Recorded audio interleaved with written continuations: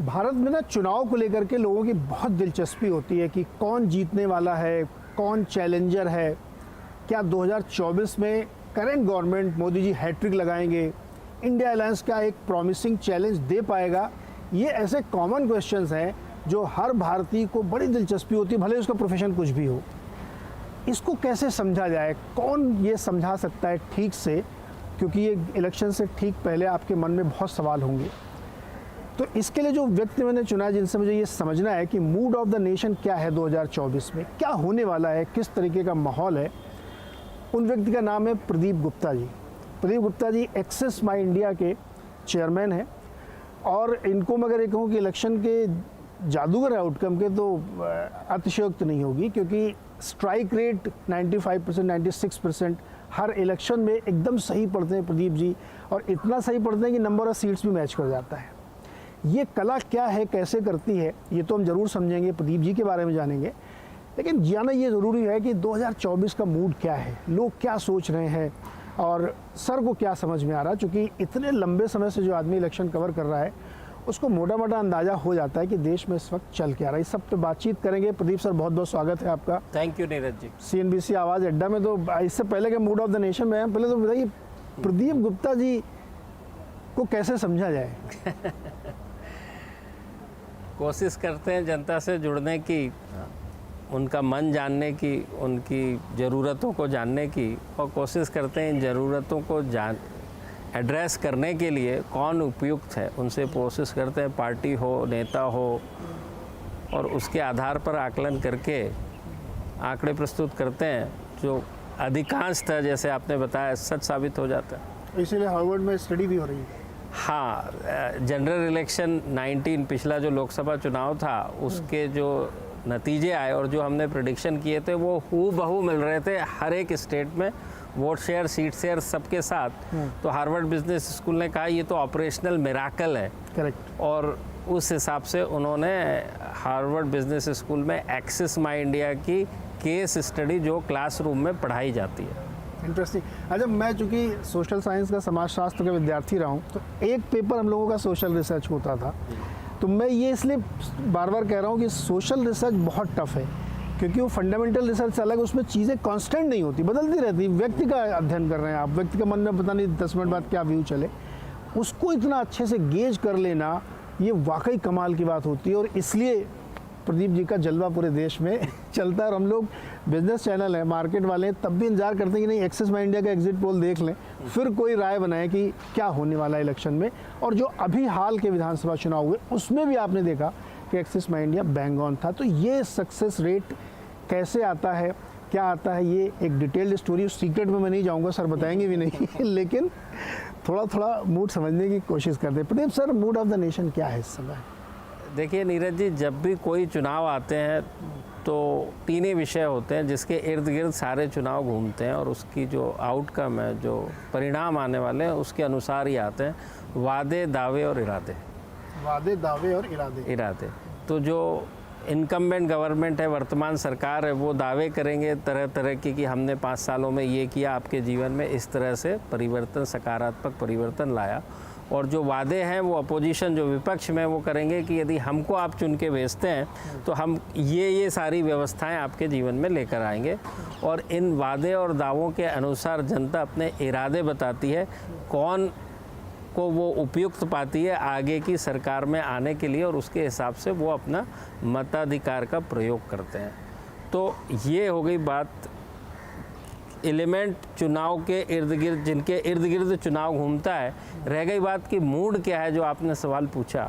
किसी भी प्रतिस्पर्धा में, इलेक्शन हो, स्पोर्ट्स हो या जो भी हो, जब तक चुनाव के मैदान में जो आ गया, कैंडिडेट आ गया, या कह लें कि पार्टिसिपेंट आ गया, खिलाड़ी आ गया, तो आज के वर्तमान परिप्रेक्ष्य में बीजेपी और सामने उनके जो कैंडिडेट हैं, प्राइम मिनिस्टर उम्मीदवार हैं और वर्तमान प्राइम मिनिस्टर हैं, वो नरेंद्र मोदी जी नज़र आते हैं। तो आज के, जब तक कि विपक्ष की तरफ से इसका जवाब और अपना कैंडिडेट यदि वो करते हैं तो, यदि नहीं करते हैं तो नहीं करते हैं, और उनका क्या नैरेटिव है, उनके क्या विषय हैं वो जिनके तहत जनता के पास जाना चाहते हैं। जब तक अभी तक तो ठीक से नज़र नहीं आ रहा है, जो कोशिशें चालू हैं उनकी अपनी तैयारी की, तो हम ये कह सकते हैं आज की डेट में तो जो सामने दिख रहा है वही दिख रहा है। यानी कोई चैलेंज तो दिख ही नहीं रहा आज की डेट में नहीं दिख रहा है, लेकिन आगे आने वाले समय में मेरा ऐसा मानना है कि कोई भी चुनाव हो, अच्छी खासी टक्कर देने की विपक्ष कोशिश करेगा, और उसके बाद हमें पता चलेगा कि ये कितने टक्कर दे पा रहे हैं और कितना सफल हो पाएंगे। कम समय में क्या ये संभव होता है कि चैलेंज कर पाएँ, क्योंकि इतना बड़ा देश है, इतना बड़ा इलेक्शन है और अब 90 दिन बचे हैं, मैदान में उतरना है, अभी उनका कोई खाका स्वरूप ब्लूप्रिंट सामने दिख ही नहीं रहा है। जी बिल्कुल सही कहा आपने कि देश विशाल है, डाइवर्स है, और अलग अलग प्रांतों में अलग अलग राजनीतिक समीकरण है। तो उसके हिसाब से देखें तो तैयारी जो है कम से कम 6 महीने पहले पूरी हो जानी चाहिए, जो कि आपने देखा होगा वर्तमान भाजपा सरकार, उन्होंने पिछले 3-4 महीने पहले से, यानी कर्नाटक के इलेक्शन के बाद आप देख रहे होंगे कि उनकी तैयारियां हर स्तर के ऊपर दुरुस्त हैं, जो कि हम और आपको नज़र आती हैं, और उसके चलते हम ये कह पाते हैं कि आज की डेट में वर्तमान समय में भारतीय जनता पार्टी अच्छी पोल पोजीशन में नज़र आ रही है। ओके, अच्छा ये वाला लाएंगे फिर से, अलायंस की क्या प्रॉब्लम है, क्या कैसे समझेंगे, अब थोड़ा पहले सरकार और इसके समझेंगे। आपने कहा वादे, इरादे और दावे इनके बीच में काम करती है। मोदी सरकार को 10 साल हो चुके हैं, इसके बीच में बहुत सारे विधानसभा चुनाव जीते हैं, कुछ एक जगह हारे हैं। लोग इनके काम का असेसमेंट भी करेंगे कि 10 साल में क्या क्या हुआ है, क्या क्या नहीं हुआ है। तो कुछ जगहों पे कमियां दिखेंगी, कुछ जगहों पे दिखेंगी। तो जब आप लोगों का मूड गेज करते हैं तो वो लोग कैसे असेस करते हैं? देखिए, हमने जितनी भी स्टडी की है, और खूब स्टडी की है पिछले 10 सालों में, लाख नहीं करोड़ का भी सैंपल हो चुका है अब टोटल बात करें तो हमेशा ये पाया है कि जो चुनाव में 100 वोट पड़ते हैं, यानी टर्नआउट, वोटर टर्नआउट, जो 100 में से 67 पिछले लोकसभा इलेक्शन में आए, उसका 80% जो जनता है भारत में, उनका जीवन डायरेक्टली या इनडायरेक्टली सरकार के ऊपर निर्भर है। तो बड़ी केयरफुली, बहुत सावधानी के साथ वो इलेक्ट करते हैं, चुनाव करते हैं या चयन करते हैं किसी भी पार्टी या नेता का, क्योंकि उनका जीवन उस पर निर्भर है। अब आपने पूछा कि जो वर्तमान सरकार है भारतीय जनता पार्टी की केंद्र में, उसका आकलन लोग कैसे करते हैं, तो आप या लोग ये कह सकते हैं कि शायद मैं उनकी वकालत कर रहा हूँ, लेकिन आप ये पाएंगे कि पीने का पानी 14 के पहले और उससे भी पहले से करीब 60 से 70% आबादी, 60 से 70% बहुत बड़ा नंबर होता है, वो उनके घर नल की व्यवस्था नहीं है, यानी ग्रामीण क्षेत्र में नल की व्यवस्था नहीं है। 70% ग्रामीण पॉपुलेशन है भारत के अंदर। तो वो कुएं से, बोरवेल से, बावड़ी से उसकी व्यवस्था है। तो एक पानी के बिना तो, पानी तो जीवन है, उसके बिना तो आप रह नहीं। तो हर घर नल जो सरकार की योजना आई, उसके पहले गैस कनेक्शन, वही 70 नहीं 80% से भी ज़्यादा लोग चूल्हे या कोयले या इस तरह की चीज़ों का इस्तेमाल करते थे, उनके घर में गैस कनेक्शन नहीं थे। वो एक विषय, वो भी उसके रोटी कपड़ा मकान जैसे बोलते हैं, तो उसमें पानी, फिर गैस। अब आवास की बात करते हैं। इंदिरा आवास योजना इंदिरा जी के समय तक थी, लेकिन जो वर्तमान भारतीय जनता पार्टी आने के बाद उसमें जो गति और जो विस्तार हुआ है, वो मल्टीपल फोल्ड हुआ है, गुणात्मक उसके अंदर वो आया और लोगों को घर मिले, घर हो गया। उसके बाद आप अकाउंट, पैसा ही तो सब कुछ है।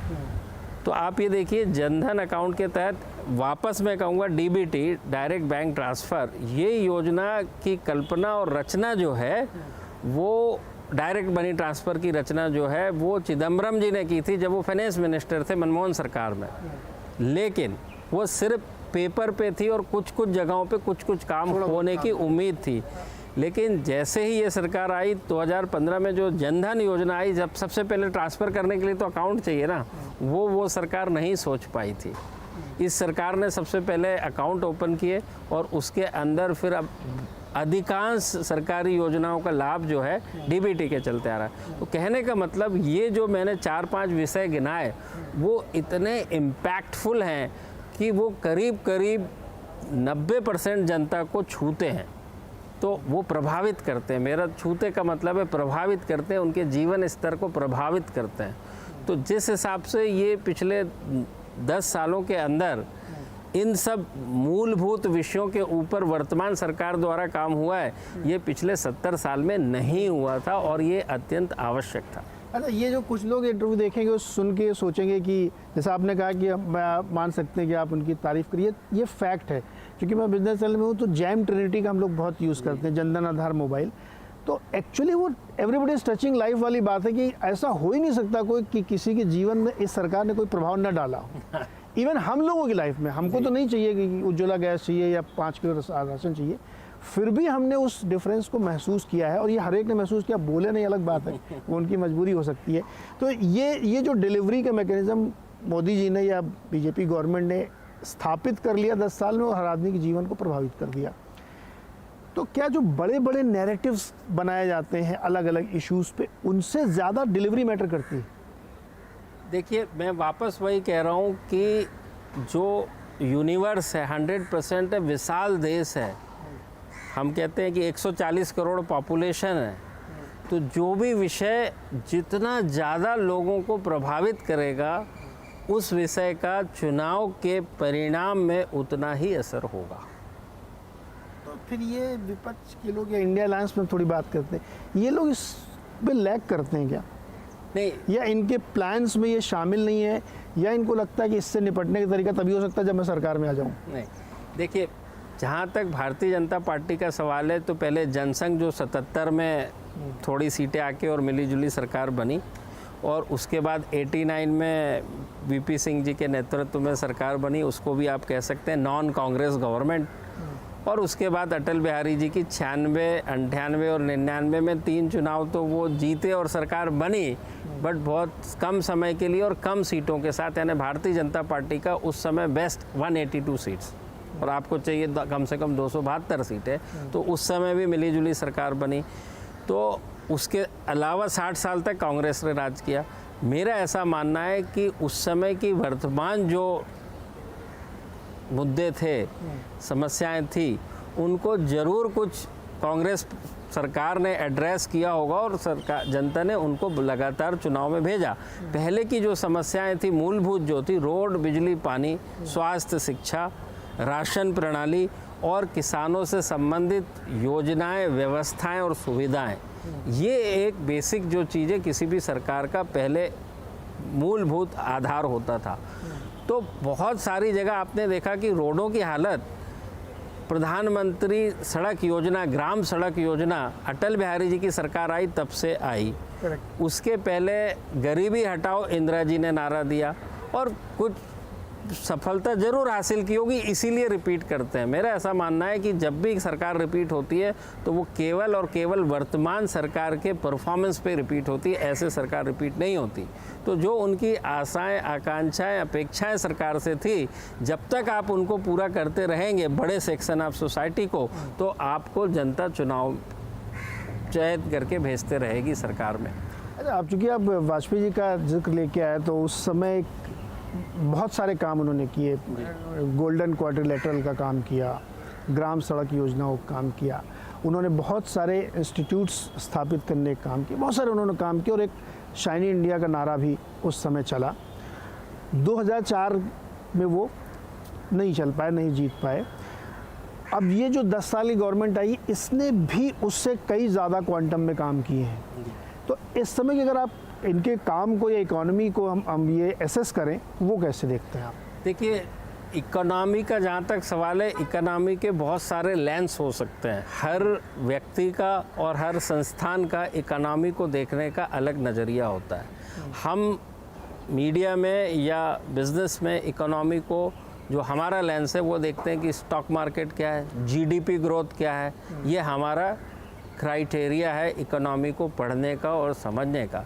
लेकिन जो लोग वोट कर रहे हैं, ये 1% लोग भी नहीं है जिनका नज़रिया ये है जो मैंने अभी बताया। जो 99% जो लोग वोट कर रहे हैं उनके लिए इकोनॉमी क्या है, उनके लिए आमदनी और खर्च।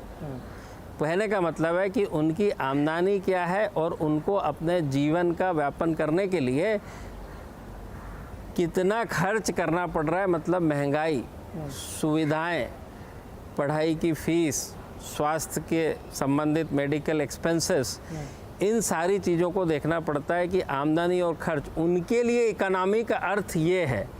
तो आपने बड़ी अच्छी बात पूछी। आप ये देखिए कि 2009 में 8 में पूरा ग्लोबल स्लो डाउन हुआ, मंदी का दौर चला पूरी दुनिया में, और उस समय मनमोहन सिंह सरकार थी और उनका दूसरा टर्म चल रहा था, करेक्ट। सबके इंडिकेटर्स जिसको हम कहते हैं इकोनॉमी के सारे डाउन थे पूरे ग्लोब में, लेकिन मनमोहन सिंह सरकार रिपीट हुई, इलेक्ट होके आई। राइट।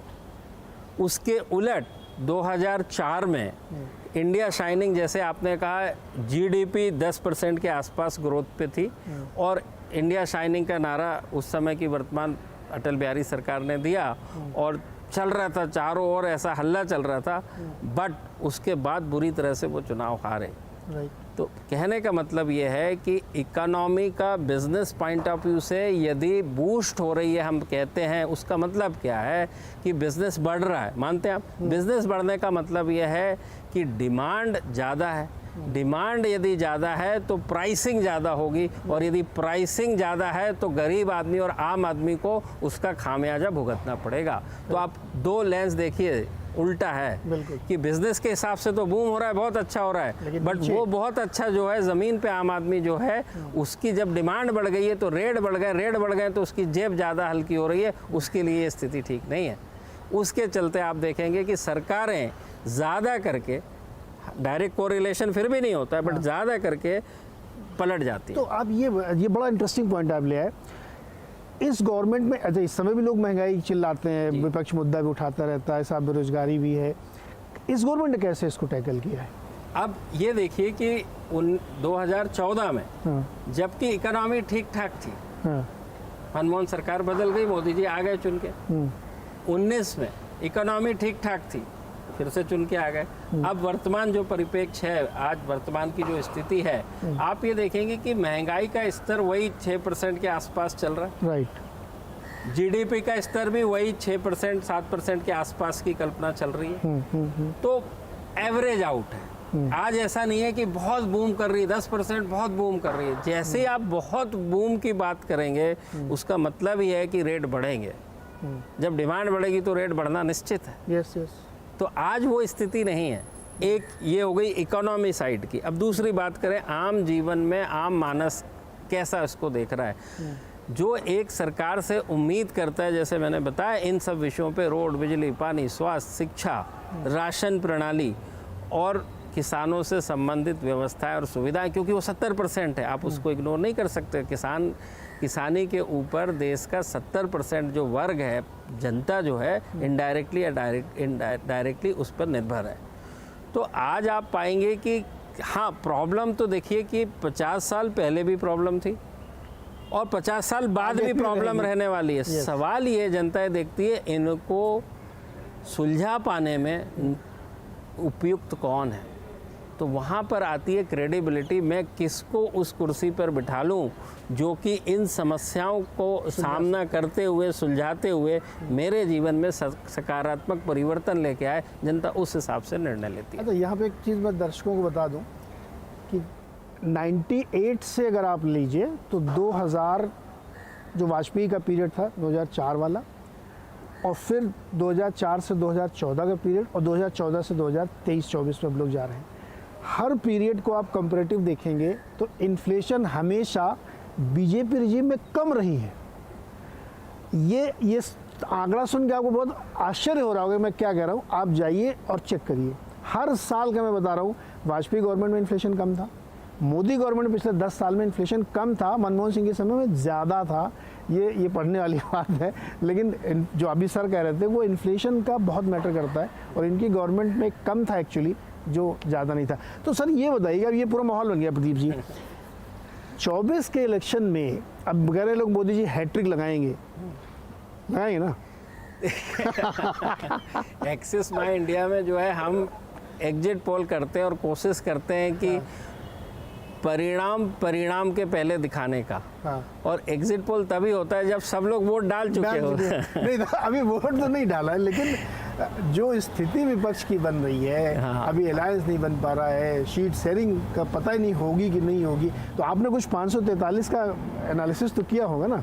नहीं, मैंने देखिए 543 का एनालिसिस जरूर किया है। एक ये है कि आज की डेट में, जैसे मैंने पहले भी कहा, विपक्ष जब तक नज़र नहीं आएगा तो हम हमेशा ये कहते रहेंगे बीजेपी तो पोल पोजीशन में, बीजेपी बहुत करीब है जीत के, हम हमेशा ये कहेंगे, उसी को पोल पोजीशन कहते हैं। ठीक, अब रह गई बात विपक्ष की तैयारी क्या है। विपक्ष ने ये तय किया कर्नाटक चुनाव के बाद और उसके पहले भी कि हम करीब 400 सीटों के ऊपर एक उम्मीदवार देंगे ताकि वोटों का बंटवारा, विपक्ष के एंटी बीजेपी वोटों का बंटवारा ना होने पाए। तो 400 सीटों पे हम कोशिश करेंगे कि एक कैंडिडेट देने की, क्योंकि करीब करीब 134 सीटें ऐसी हैं, इसलिए वो 400 कहते हैं कि 134 सीटें ऐसी हैं कि वहाँ पहले से ही करीब करीब एक 1 by 1 है, विपक्ष का एक उम्मीदवार है। तो इन 134 सीट कौन सी है?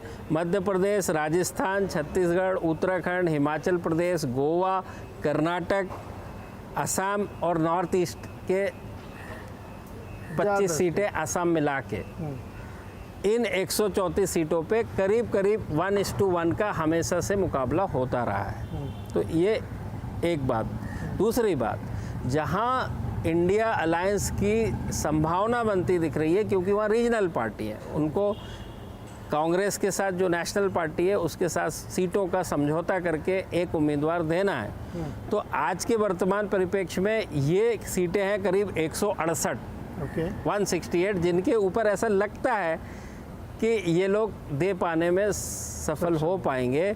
वो है बिहार, झारखंड, तमिलनाडु, महाराष्ट्र, केरला और JNK की 6 सीटें। ये कुल सीटें 168 ऐसी सीटें हैं जहां मान सकते हैं कि शायद एक उम्मीदवार की राय बन जाएगी विपक्ष की। अब सीटें ऐसी हैं जहां पे राय तो बनने के चांस ही नहीं है। वो सीटें 153, जो कि बहुत बड़ा नंबर है, तो 400 की बात यहीं ख़त्म हो जाती है। वो सीटें हैं सबसे पहले उत्तर प्रदेश की 80 सीटें, जहाँ पे बसपा ने तय कर लिया हम तो अलग चुनाव लड़ेंगे, और बसपा एक ऐसी पार्टी उत्तर प्रदेश की, वो एक अच्छा खासा वोट शेयर लेती आई है। ठीक, तो 80 सीटें वो हैं। दूसरी है हरियाणा में, जो कि बहुत सी पार्टियां हैं, ओम प्रकाश चौटाला जी की पार्टी है, अभी JGP है, और भी पार्टियां। आंध्र प्रदेश, जहाँ पे कि रीजनल पार्टी ही है, यहाँ पे कांग्रेस और बीजेपी का सवाल ही नहीं है। वहाँ तो दोनों ने निर्णय लिया है कि हमने कोई इंडिया अलायंस में जाना ही नहीं है और ना ही NDA में जाना है। तो YSRCP और TDP। उड़ीसा के अंदर नवीन पटनायक ने भी तय कर दिया कि हमने कहीं नहीं जाना, और तेलंगाना के BRS ने भी तय कर दिया। तो ये 153 सीटें हैं जहाँ पे कि अलायंस होना ही नहीं है, ये निश्चित हो चुका है। यहाँ की जो रीजनल पार्टी है उनने पहले कह दिया। 153 और 134 जी, इसमें बीजेपी का स्ट्राइक रेट बहुत हाई है, बहुत हाई है। सिर्फ एक आध दो राज्यों को छोड़ दें, आंध्र प्रदेश जैसे, बाकी करीब करीब बहुत ज़्यादा है। और अभी भी 88 सीट, इस सब के बावजूद भी 88 सीट है। बंगाल की वहाँ देखना बाकी है, शायद कांग्रेस और TMC में तो राय बन सकती है, लेफ्ट में राय बनती है क्या? लेफ्ट क्या TMC के साथ आएगा, एक सवाल है। और पंजाब, दिल्ली और गुजरात, आम आदमी पार्टी कांग्रेस के साथ आएगी क्या, ये एक सवालिया निशान है। ये 88 सीट है। तो आप इसको उस लहजे से देखें कि यदि सब चीज़ें भी ठीक गई, आम आदमी पार्टी भी मान गई, लेफ्ट भी, तो कुल मिला के 256 सीटों के ऊपर ही ये एक उम्मीदवार दे पाएंगे, और 134 पे पहले से है। एक छोटा सा ब्रेक लेते हैं यहाँ पे, और जब ब्रेक से वापस आएंगे तो प्रदीप जी से ये समझेंगे कि जो पूरी सोसाइटी है उसका पैटर्न कैसे बदल रहा है, और एक नया वर्ग तैयार हुआ है महिलाओं का, चाहे उसको आप वोटर समझ लीजिए या अपसर्ज समझ लीजिए, उसका बिहेवियर क्या है उसको भी समझेंगे।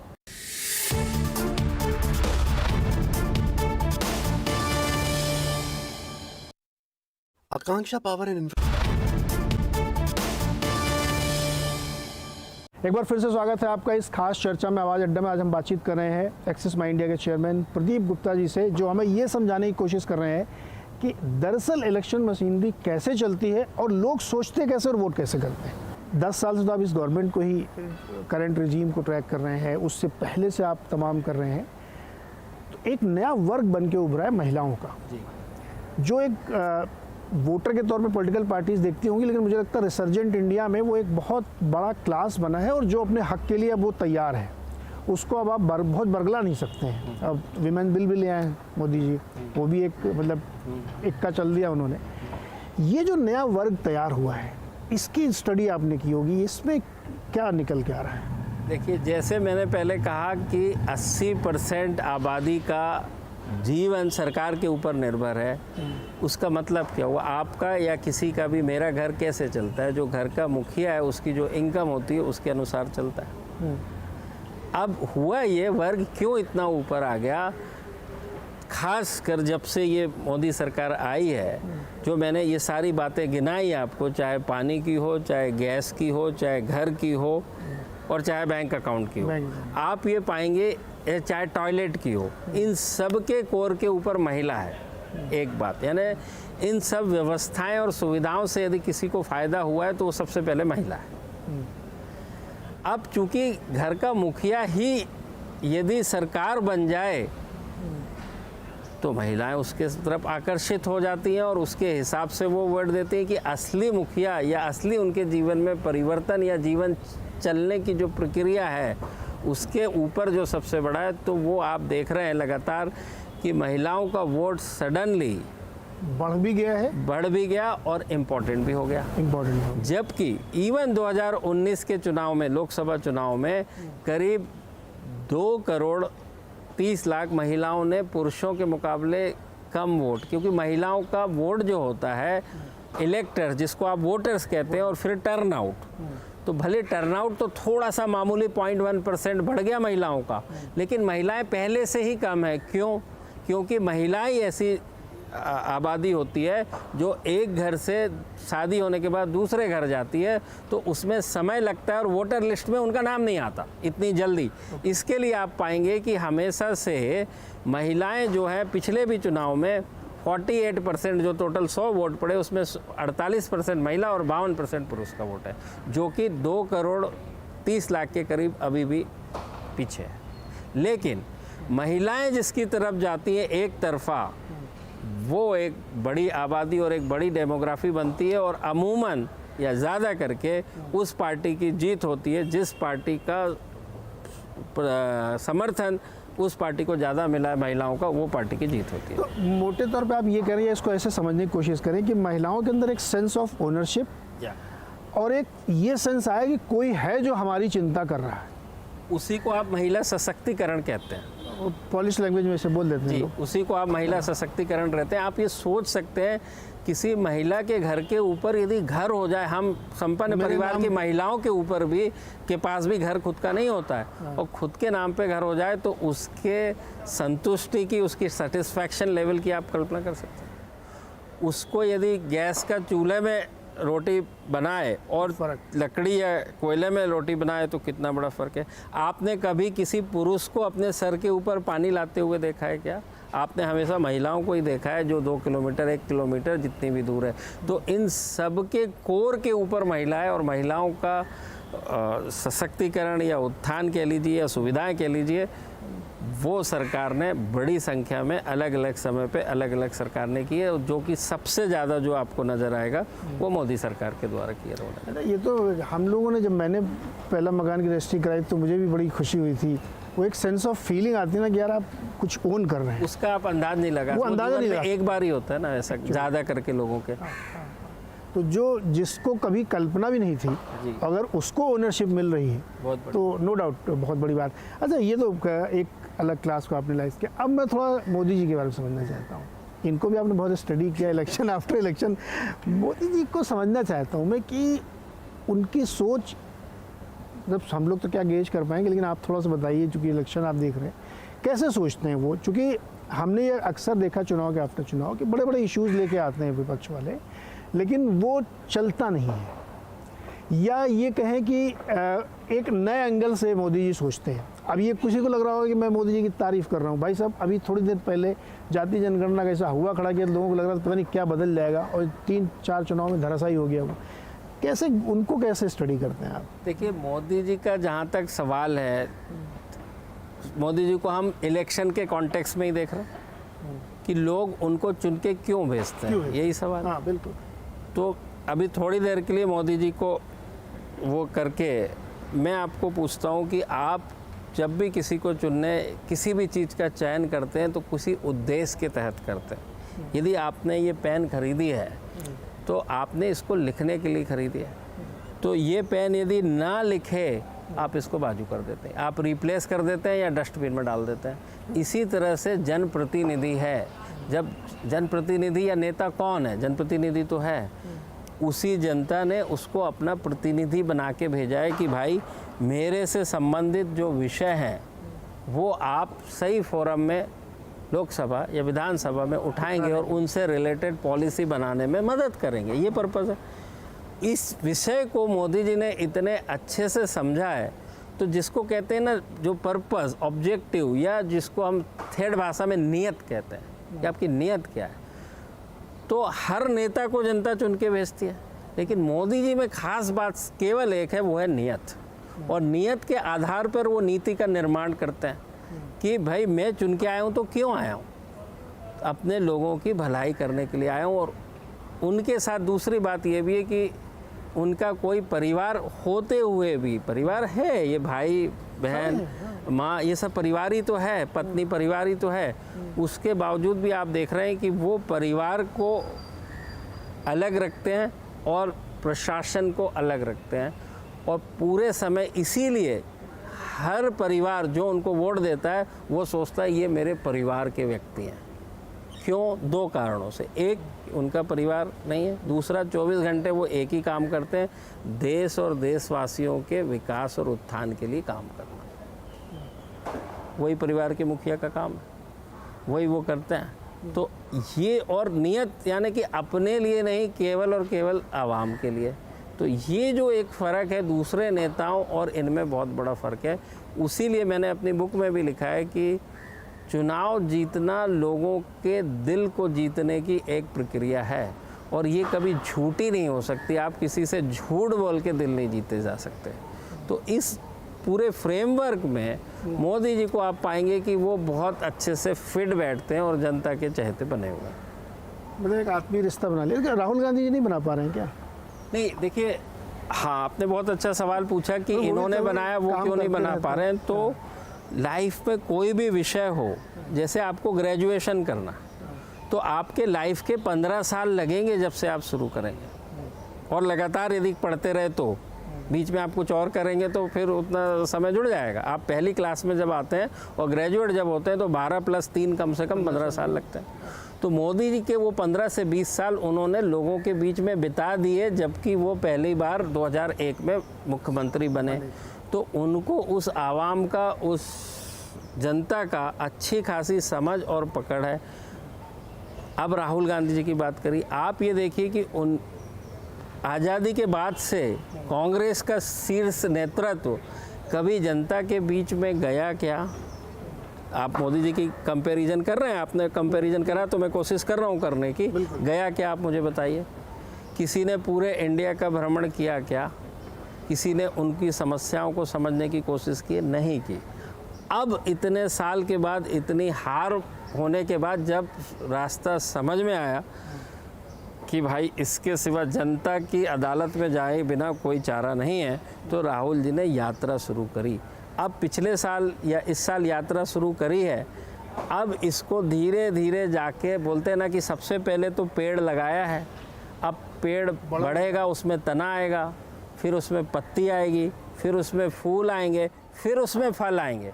इसी की पूरी जो प्रोसेस है, कम से कम 15 साल लगेंगे। जब आप लगातार इस पर लगे रहेंगे, पेड़ को पानी देते रहेंगे, उसकी देखभाल करते रहेंगे, तो आप फल की कल्पना कर पाएंगे।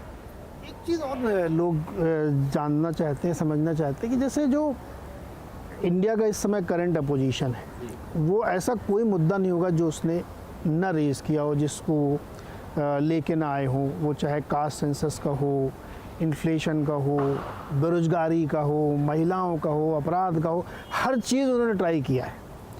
लेकिन वो उस, या तो वो खड़े नहीं रह पाते, या वो चल नहीं पाता, या उसको ठीक से कम्युनिकेट नहीं कर पाते, या फिर इससे क्लास अपार्ट एक कंसिस्टेंट थॉट प्रोसेस की बहुत बड़ी कमी है। क्यों विपक्ष, ऐसा नहीं उसमें बहुत सारे नेता इकट्ठा हैं, पूरे देश के दल उसमें इकट्ठा है, फिर भी वो नहीं सस्टेन कर पाते, क्यों? तो आपने बात करी सस्टेन की, तो देखिए बहुत सारे नेता सस्टेन कर रहे हैं, हाँ, लेकिन उनका जो ज्यूरिडिक्शन है, उनका जो कार्य क्षेत्र है वो बड़ा सीमित है। नवीन पटनायक पिछले 5 साल से 5 बार से चुनाव जीत रहे हैं, 5 बार से। अगले साल 4 दिन के बाद उनके पूरे 25 साल हो जाएंगे, तो वो ज़रूर कुछ ना कुछ कर रहे हैं। टीएमसी ने 3 बार चुनाव जीत लिया, ज़रूर वो कुछ ना कुछ कर रहे होंगे। उसके पहले ज्योति बसु जी ने 33 साल तक राज किया, लेफ्ट की सरकार ने बंगाल के अंदर, ज़रूर उन्होंने कुछ ना कुछ किया होगा। तो बोलने का तात्पर्य ये है, जैसे मैंने बताया आपको, पीरियड लगता है और उसके साथ क्रेडिबिलिटी जरूरी होती है। क्रेडिबिलिटी आपके ट्रैक रिकॉर्ड से आती है, क्रेडिबिलिटी कहीं और से नहीं होती है। तो वो क्रेडिबिलिटी यही है कि आप लगातार किसी के लिए काम कर रहे हैं। अंग्रेजी में एक कहावत है कि किसी से यदि आपको कोई काम हो, उसकी आपको वो लेनी है, सॉफ्ट कॉर्नर लेना हो, तो आप उसको, यदि ट्यूसडे आपको उसकी ज़रूरत है तो आप मंडे को उसको अप्रोच नहीं कर सकते। आपको लगातार करते रहना पड़ेगा ताकि ये लगे कि हाँ वाकई में आपसे मैं कनेक्ट हूँ तो मेरा भी उसमें फ़ायदा है और आपका भी उसमें फ़ायदा है। ये एक बोलते हैं ना ह्यूमन परस्पर संबंध जो होते हैं, ह्यूमन रिलेशनशिप जो होती है, ये वो विषय है। तो आपको लगातार मेहनत करनी पड़ती है, उसके बाद आपको उसके नतीजे और रिजल्ट आते हैं। इसीलिए मैंने इन लोगों के नाम आपको गिनाए जो मोदी जी के अलावा भी है, लेकिन उनका ज्यूरिडिक्शन बहुत लिमिटेड है, छोटा है। तो ये अंग्रेजी जो कहावत आप उसको हम लोगों ने डिकोड किया कि prior preparation prevents poor performance, कि जो आपने कहा ना मंगल का सोमवार को आप बता रहे हैं, उसके पास नहीं जा सकते। तो भैया बहुत पहले से प्लान करोगे और उसी हिसाब से चलोगे तो ये होगा। तो इसको मैं थोड़ा बिजनेस टर्म में समझने की कोशिश करता हूँ। जैसे हम लोग चार्ट देखते हैं, या आप लोग भी देखते होंगे चार्ट ना, कि चार्ट ना आ रही धार की तरह ऐसे चलता है, लेकिन एक ट्रेंड ऊपर की तरफ है या ट्रेंड नीचे की तरफ है, लेकिन उसके बीच में जिग-जैग है। जो बहुत सारी पॉलिटिकल थॉट प्रोसेस चल रहा है, या किसी पार्टी का नाम मैं नहीं ले रहा हूँ, आपको ऐसा लगता है कि वो उस जिग-जैग में फिट नहीं बैठ रहे हैं? जिस तरह का पॉलिटिकल लैंडस्केप इस समय इस देश में बन रहा है, वो या तो इररिलेवेंट हो रहे हैं या वो एक आध दो बार स्ट्रगल कर रहे हैं और उसके बाद वो सस्टेन नहीं कर पा रहे हैं। क्योंकि वो क्वेश्चन वहीं पे आ जाता है कि जो थॉट प्रोसेस लेके आप इस देश में चल रहे हैं, भले ही आप एक जिले की 5-7 बार के एमपी हार रहे हैं, तो वो एक लैकिंग है जिसमें बहुत मुश्किल आने वाली है आगे। देखिए बिज़नेस में भी वही है सर, मैं आपको बिज़नेस की बात से ही बताता हूँ, मैं भी बिज़नेस करता हूँ। बिज़नेस में जब तक आप ग्राहक के लिए वैल्यू प्रपोजिशन नहीं लाएंगे, जब तक आपका माल बिकेगा नहीं।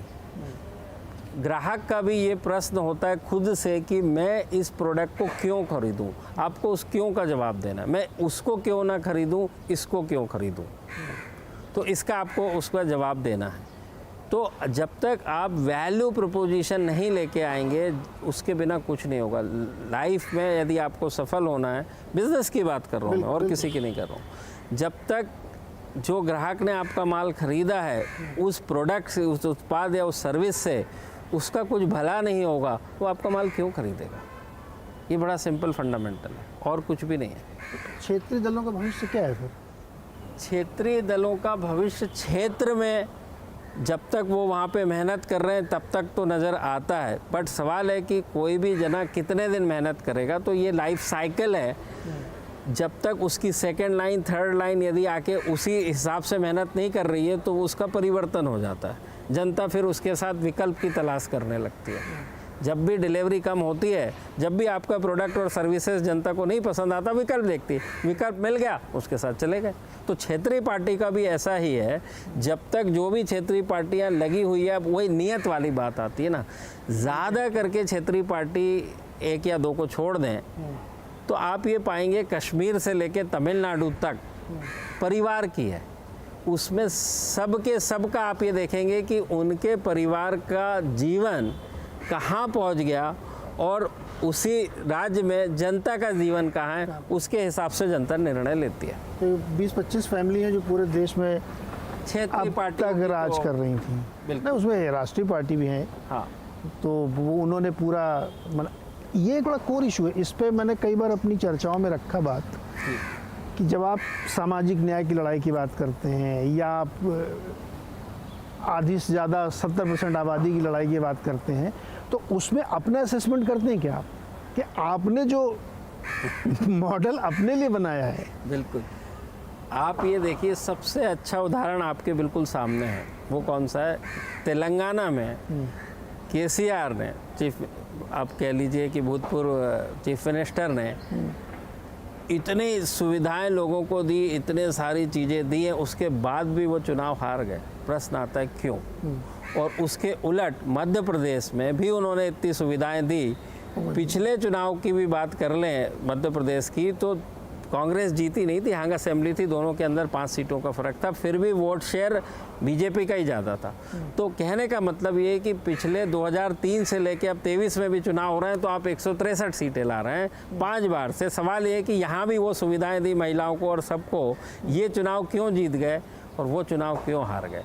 वही सवाल आता है कि जनता ये भी देख रही, भाई तुम सुविधाएं दे रहे हो कि अपने परिवार का कर रहे हो? तो वहाँ के परिवार की जो स्थिति है, केसीआर के परिवार की आर्थिक स्थिति और जो दूसरी जगहों की है, वो साफ साफ आपको नज़र आती है और जनता को सब दिखता है।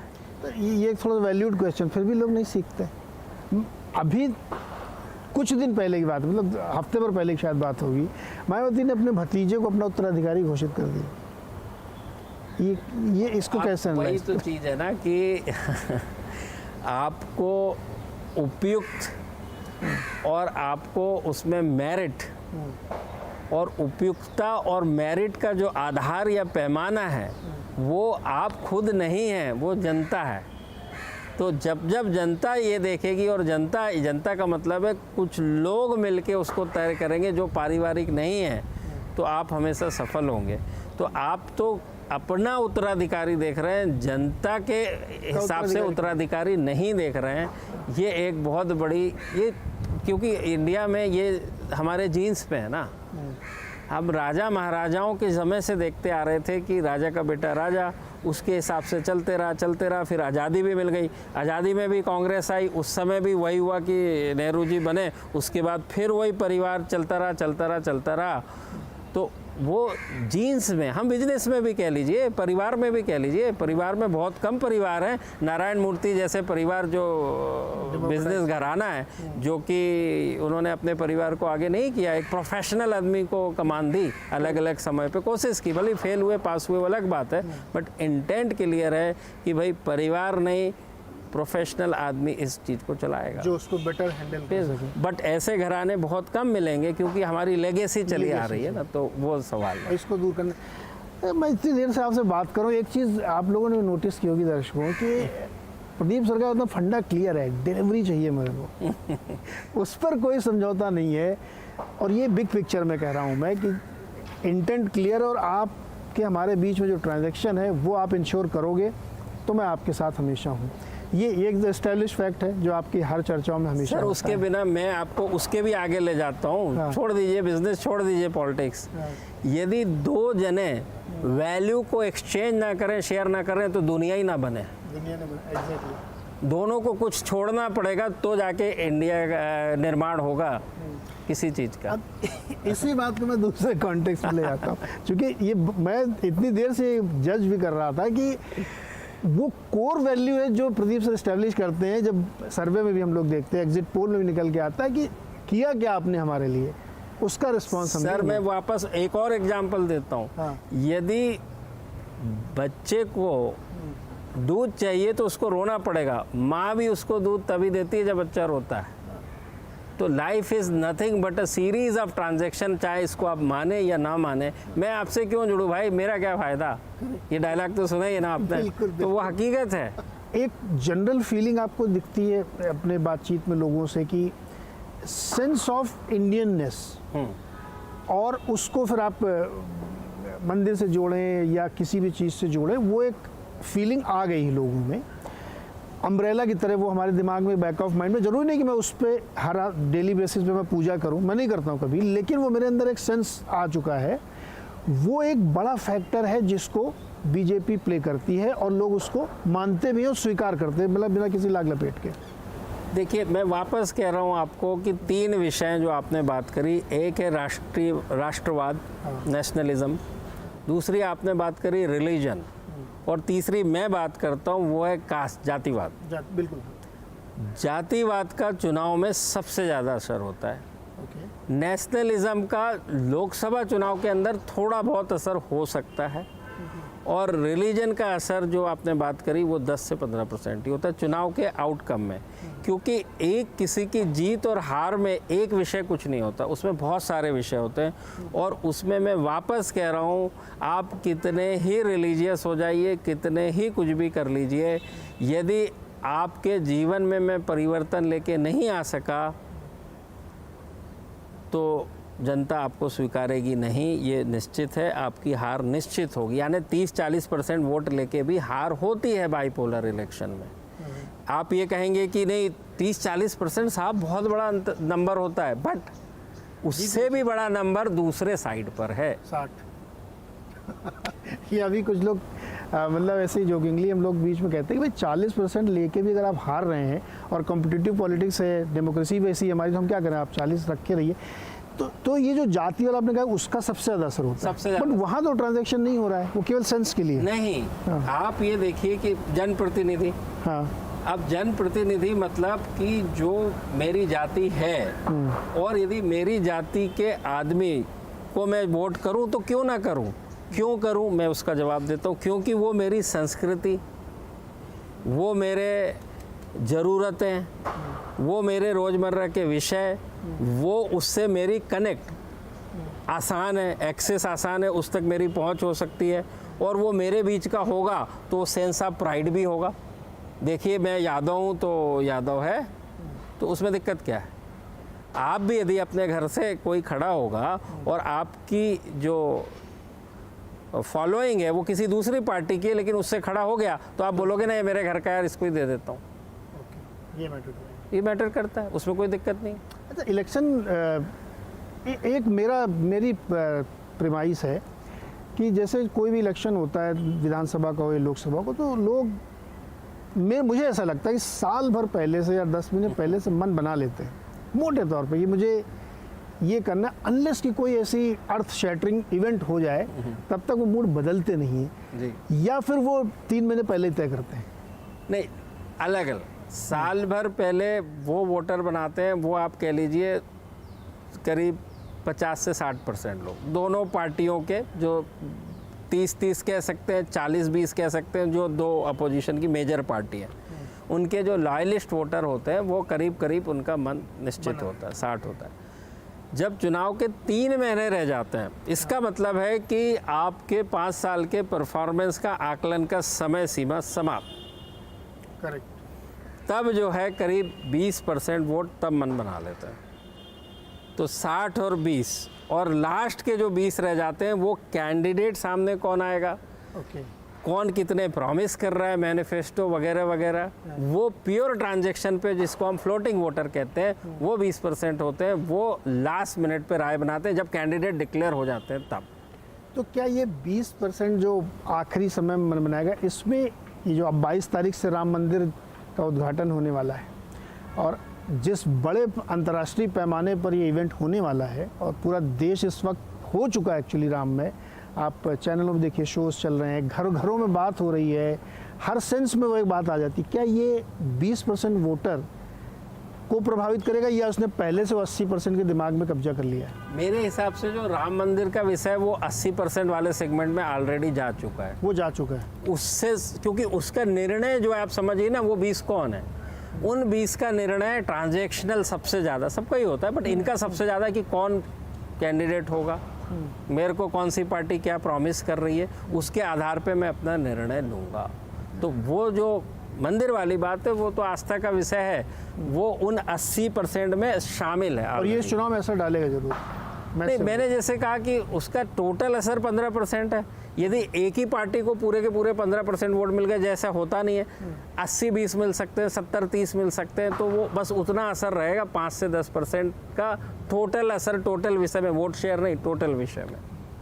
आखिरी सवाल सर, इतने लंबे समय से आपने चुनाव कवर किया है, क्या बदलाव आप देख रहे हैं समाज के तौर पे, देश के तौर पे, लोगों के व्यूज़ के तौर पे, पैटर्न के तौर पे, जेंडर, कास्ट, क्रीड में क्या एक बड़ा जैसे कहते हैं कि बड़ा बदलाव मैं देख रहा हूँ अपने आंखों से? देखिए, जहाँ तक व्यवस्थाओं और सुविधाओं का सवाल है तो मेरा ऐसा मानना है कि हर आने वाला कल हर जाने वाले कल से बेहतर होगा, उसमें कहीं कोई शक या सवाल नहीं है। तो आने वाला कल और वर्तमान समय बहुत ही अच्छा है। सब लोग ने कहीं से चल के कहीं पहुंच चुके हैं। लोगों की सोच बदल रही है। सोच बिल्कुल बदलेगी, समय के हिसाब से, परिस्थितियों, काल परिस्थितियों के हिसाब से सोच बदलती है। और सोच का जहाँ तक ऐसा सवाल है कि अब सोच ऐसी भी हो गई, जो मैं बच्चों को बोलता हूँ, जो कि जनरली ज़्यादा करके 2000 के बाद से पैदा हुए हैं, मैं उनको कहता हूँ कि इनकी जो सोच है ज़्यादा करके लोगों की, ये इन्फॉर्मेशन, सूचना को नॉलेज समझ रहे हैं, ये कंफर्ट को हैप्पीनेस समझ रहे हैं, और ये कनेक्शन को रिलेशन समझ रहे हैं। जबकि ये तीनों चीज़ें इन तीनों चीज़ों से एकदम अलग है। बहुत बड़ी बात कही आपने सर। ये नई पीढ़ी को ये चीज़ समझनी चाहिए कि कनेक्शन और रिलेशन में क्या फ़र्क है, जो तीनों चीज़ें आपने समझाई। तो सारा दिन आप काम करते हैं, इससे मन नहीं उगता कि दिन भर लोगों के दिमाग का अध्ययन करते करते थक नहीं जाते? नहीं, थकना रिलैक्स नहीं। के लिए क्या करते हैं? आप ये कह सकते नहीं, रिलैक्स के लिए मुझे मेरी यदि तबीयत खराब हो बचपन से, हाँ, तो आप यदि मेरे हाथ में कोई सवाल दे दीजिए और कैलकुलेटर दे दीजिए, मेरी सारी तबीयत ठीक हो जाएगी। मेरे लिए कैलकुलेशन करना एक दवा के जैसे है। इसीलिए ये रिजल्ट्स आते हैं, क्योंकि ये जो जुनून है, जो काम के प्रति आपका भी इंटेंट और लगन है, इसलिए सक्सेस रेट ऐसा होता है। और मैं ख्याल में युवा पीढ़ी को प्रदीप जी से सीखना चाहिए कि अपने काम में कितना डूबे हुए हैं। मैंने जितने भी सवाल पूछे, आप इसका बाद में सुन के सेंस भी लगाएंगे ना, तो एक बात बार बार इन्फोसिस कर रहे हैं कि डिलीवरी देनी पड़ेगी, अदरवाइज कुछ हो नहीं सकता। आप हवा में बातें नहीं कर सकते, परिणाम चाहिए तो डिलीवरी चाहिए। Right sir? बिल्कुल सही है। बल्कि मेरे पिताजी ने और मैंने अपने बेटे को भी, हाँ, मैं जब नौकरी के लिए पहली बार जा रहा था घर से नौकरी करने के लिए पढ़ाई के बाद, तो उन्होंने एक ही बात मुझे बताई कि भाई तुमको ऐसा सब कुछ करना है, तुम्हारे बॉस की एक भी शिकायत नहीं होनी चाहिए तुमसे, बस बाकी सब ठीक है। देखिए यहाँ भी डिलीवरी ले आया। दूसरा, जब मैंने अपने बेटे को बाहर विदेश भेजा पढ़ाई के लिए, तो परिवार में और सब जगह पूछते थे ये क्या पढ़ रहा है, क्या पढ़ रहा है, क्यों भेज दिया, इंडिया में पढ़ाई नहीं होती क्या, वगैरह वगैरह। तो मैंने बोला मुझे नहीं पता वो क्या पढ़ने गया है। मैंने उसको कहा है कि यदि आप एक चीज़ सीख जाएंगे कि दुनिया में बिना कुछ किए कुछ भी हासिल नहीं होगा, ये यदि आपने शिक्षा ले ली तो बस आपका भी काम हो गया, मेरा भी काम हो गया। तो ये सीख भी है। और लंबी हम लोग बातचीत की। एक चीज़ और मैं बता दूं, मुझे जब मैं 8 महीने का था तो मेरी जो बुआ हैं वो 62 साल की थी, उनको दे दिया गया था, तो उन्होंने पाला है। तो वो जब 103 साल की थी, ओके, और एक संडे के दिन मैंने फ़ोन किया, मुझे पता चला वो थोड़ी गिर गई है नेटिव प्लेस में। मैंने उनको फ़ोन किया कि मैं मंडे और ट्यूसडे दिल्ली काम से जा रहा हूँ और ट्यूसडे को रात की फ़्लाइट से मैं नागपुर आ रहा हूँ आपसे मिलने के लिए। तब भी उन्होंने मुझे केवल एक बात कही, आप अपने पूरे काम देख लें, पक्का कर लें कि कोई काम को डिस्टर्ब करके आपको नहीं आने की ज़रूरत है। और मैं 7 बजे मैंने दिल्ली से फ़्लाइट ली अपना काम करके ट्यूसडे के दिन, और 7:30 बजे उनकी डेथ हो चुकी थी। बताइए, इतना वैल्यूज़ और जो सीखा है प्रदीप सर ने, ये कमेंडेबल है, हमें सीखना चाहिए। बहुत सारी हमने बातचीत की, कोशिश की मैंने हर पॉसिबल सवाल प्रदीप जी से समझें, पूछें, इलेक्शन के बारे में, लोगों के बारे में, सोच के बारे में, इकॉनमी के बारे में। उम्मीद करते हैं कि आपको एक मोटा मोटा सेंस ज़रूर मिल रहा होगा कि यहाँ से देश किस रास्ते में आगे बढ़ने वाला है, और 2024 का इलेक्शन जो आपका सबसे बड़ा क्वेश्चन, उसमें क्या होने वाला है। तो होपफुली आपको बहुत कुछ इसमें से जानने को मिलेगा, और मैंने तो सर की लैब में भी बहुत कुछ सीखा है। प्रदीप सर, बहुत बहुत शुक्रिया हमारे साथ जुड़ने के लिए, आवाज़ अड्डा में इतना विस्तार से हमें ये समझाने के लिए कि ये सारी चीज़ें कैसे हो रही हैं। बहुत बहुत शुक्रिया सर। Thank you.